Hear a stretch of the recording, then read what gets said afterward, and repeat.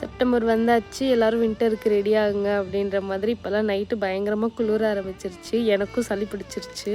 பாவமேன்னு அப்பப்போ வெயிலும் கொஞ்சம் வந்து எட்டி பார்த்துட்டு போகுது. அந்த மாதிரி தான் இன்றைக்கி கொஞ்சம் நல்ல வெயிலாக இருந்தது. நமக்கெல்லாம் சளி பிடித்தாலே கண்ணாயிரம் எட்ராந்த வெப்பன்ஸ் அந்த மாதிரி ரசம் சாதம் தான் ஃபஸ்ட்டு மைண்டுக்கு வரும். இன்றைக்கி நான் 1 பாட் ரசம் சாதமாக வச்சுட்டேன். தினை அரிசியில் பண்ண ரசம் சாதம். ஃபஸ்ட் டைம் வந்துட்டு ரசம் சாதம் தினை அரிசியில் பண்ணியிருந்தேன். நல்லாவே வந்திருந்தது டேஸ்ட்டு. மில்லட்ஸில் எப்போது நான் பொங்கல் தான் வைப்பேன். இந்த டைம் ரசம் சாதம் ட்ரை பண்ணியிருந்தேன், நல்லா இருந்துச்சு டேஸ்ட்டு. இனிமேல் தான் சாம்பார் சாதம் இந்த மாதிரிலாம் பண்ணலான் இருக்கேன். தொட்டுக்கிறதுக்கு சவுச்சவில் பொரியல் பண்ணியிருந்தேன், அப்புறம் முட்டை பாயில் பண்ணி வச்சுருந்தேன். நைட்டுக்கும் சேர்த்தே சமைச்சாச்சு. ஊர்லேருந்து கொண்டு வந்து ஆரசுதி தைலம் இருந்துச்சு, அதை வச்சு ஆவி பிடிச்சதுக்கப்புறம் கொஞ்சம் பெட்டராக ஃபீல் பண்ணேன்.